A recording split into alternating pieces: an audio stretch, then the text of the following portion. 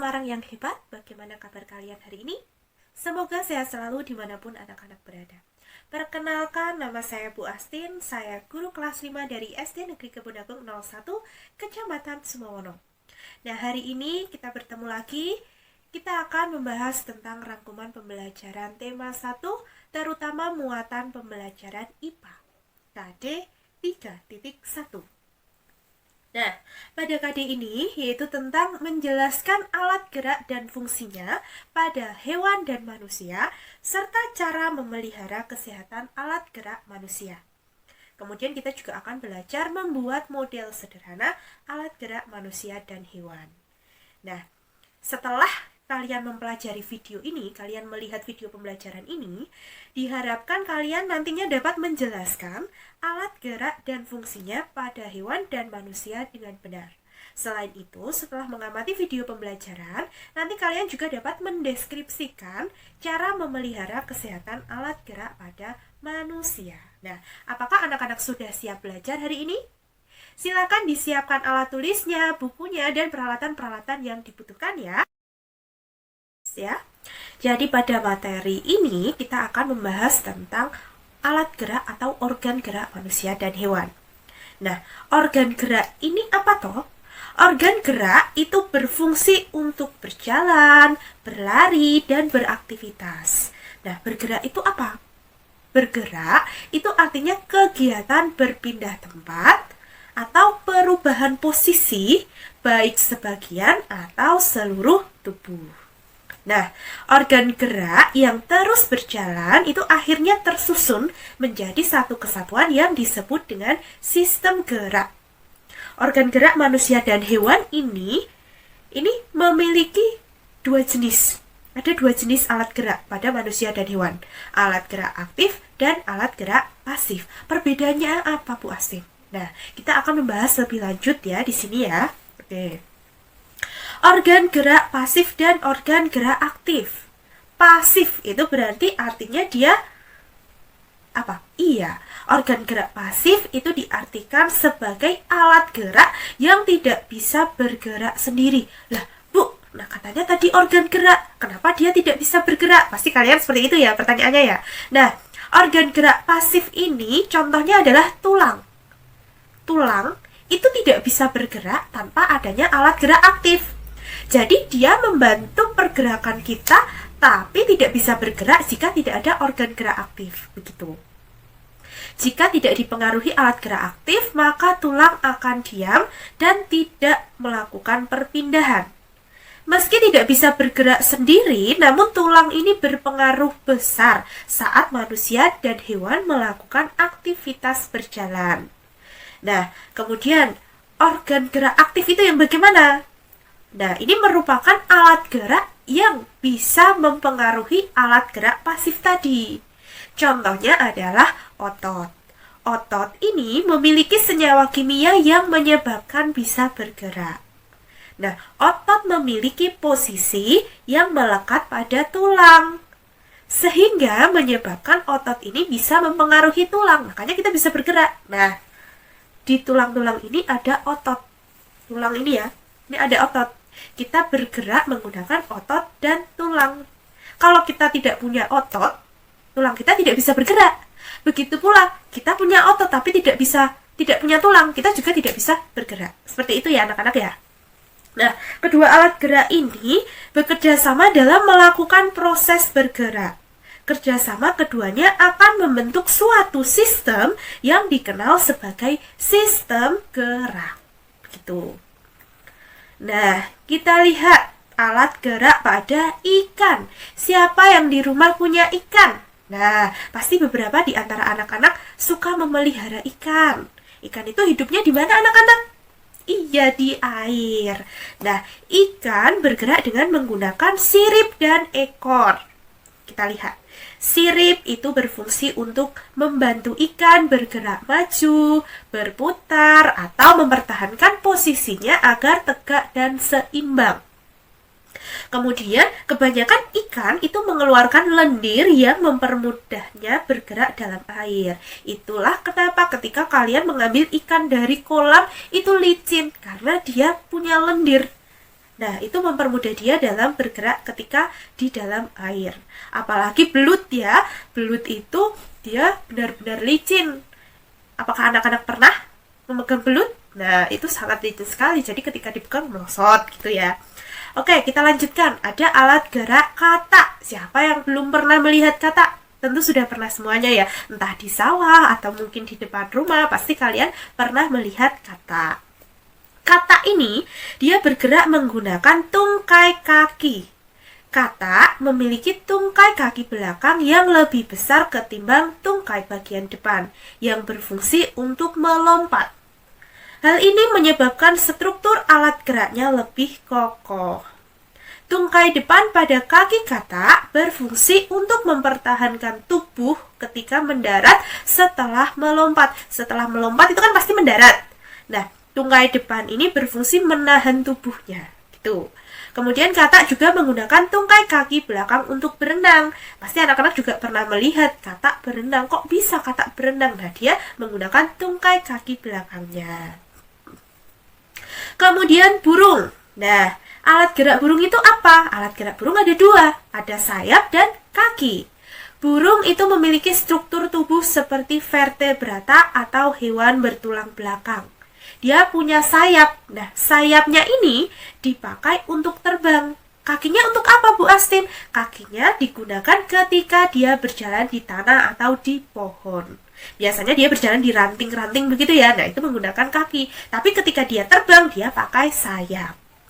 Nah, alat gerak pada burung juga bisa difungsikan untuk berlari ataupun melompat. Gitu. Oke, lanjut. Nah, gambar apa itu? Iya, gambar ular.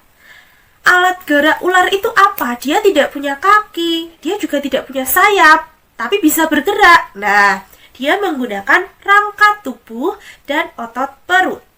Ular bergerak itu meliukkan tubuhnya ke kiri dan ke kanan.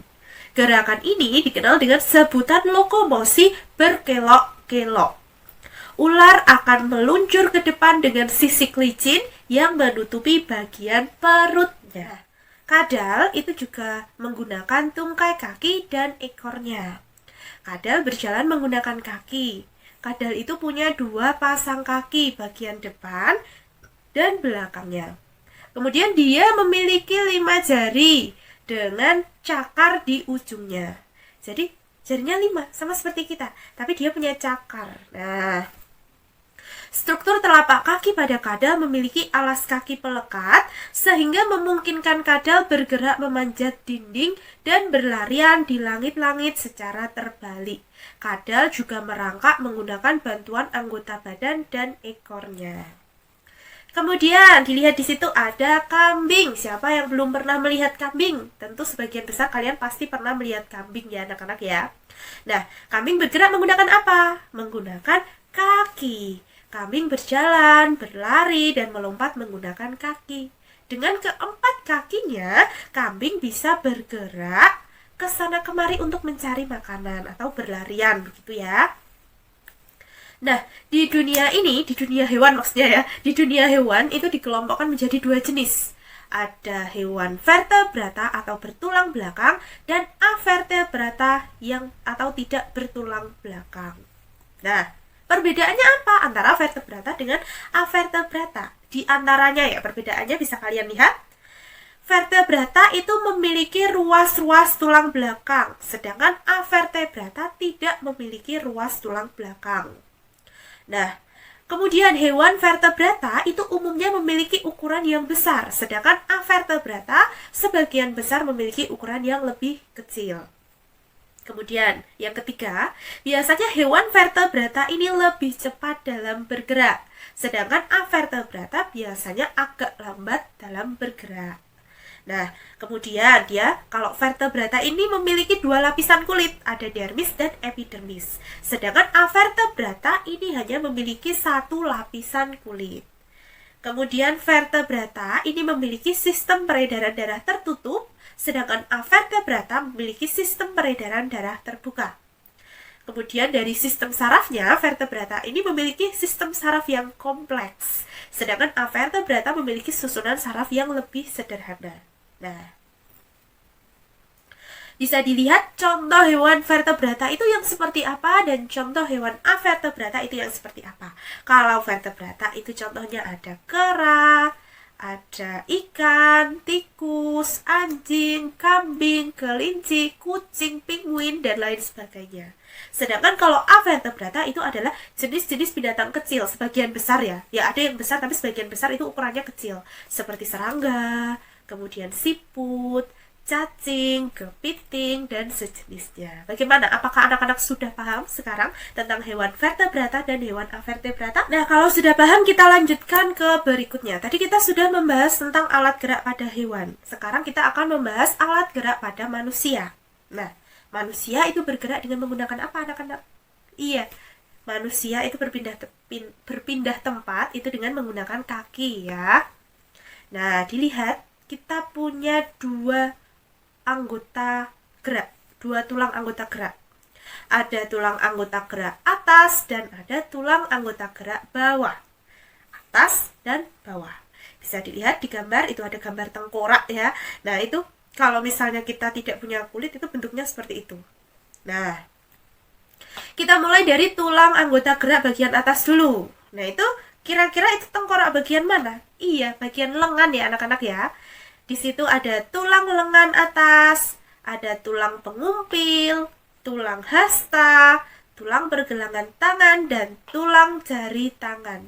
Ini bisa bergerak semua. Mulai dari sini, ini bisa bergerak, ini bisa bergerak, dan jari-jari kita juga bisa bergerak. Ini bisa diputar. Ini ya. Nah, ini namanya tulang anggota gerak atas. Kemudian, tulang anggota gerak bawah itu berarti di area kaki. Nah, itu ada tulang paha, ada tulang tempurung lutut, tulang betis, tulang kering, tulang pergelangan kaki, tulang telapak kaki, dan tulang jari kaki. Bisa kalian lihat kaki kalian masing-masing. Nah, itu adalah anggota gerak bagian bawah. Nah, tulang ini merupakan alat gerak pasif. Tulang itu bisa bergerak tadi karena apa anak-anak? Iya, karena adanya otot. Otot itu apa tuh? Kok dari tadi ngomong otot, terus saya tuh nggak tahu otot itu yang mana. Nah, otot itu adalah jaringan kenyal dalam tubuh manusia dan hewan yang berfungsi untuk menggerakkan organ tubuh. Mungkin memang kalau sekilas, kalau tulang itu kalian tahu ya, tulang, oh ini yang keras-keras ini namanya tulang. Tapi di situ juga ada ototnya ya anak-anak ya. Nah, jenis otot manusia itu ada banyak, nggak hanya satu. Ada 3 jenis otot manusia. Ada otot polos, otot lurik, dan otot jantung. Lah, bentuknya seperti apa saja nggak tahu kok, ternyata ada banyak jenisnya. Nah, kita pelajari bersama-sama ya. Yang pertama otot polos, bisa dilihat di gambar. Kalau kalian nggak bisa lihat langsung, bisa dilihat di gambar ya. Otot polos itu disebut polos karena tidak memiliki garis-garis melintang atau yang biasa disebut lurik. Jadi benar-benar polos gitu. Kemudian letaknya di mana? Itu terletak di dinding organ internal manusia, seperti pembuluh darah, saluran pencernaan, kandung kemih atau rahim. Berjumlah 1 dan terletak di bagian tengah dengan warna yang polos gitu. Oke, selanjutnya otot lurik, bisa dilihat di situ. Otot lurik itu otot yang melekat pada kerangka dan membentuk sebagian besar jaringan otot pada tubuh. Otot lurik berinti banyak dan berada di bawah kendali sistem syaraf somatik. Hal itu menimbulkan gerakan dengan kekuatan yang diberikan pada kerangka seperti sistem tuas dan katrol. Oke, lanjut. Ada yang namanya otot jantung. Otot jantung ini merupakan otot lurik khusus yang terdiri dari sel-sel memanjang dengan banyak inti yang terletak di pusat. Otot ini tidak berada dalam kendali sukarela. Maksudnya bagaimana? Nah, otot ini bekerja di luar kesadaran atau tidak diperintah otak, tapi dipengaruhi oleh persediaan oksigen yang cukup.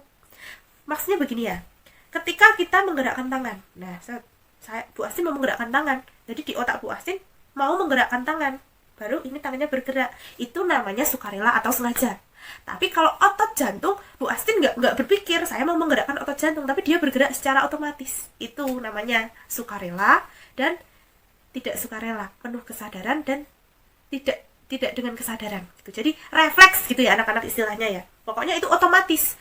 Otot di jantung itu otomatis bekerja ketika kita menghirup oksigen.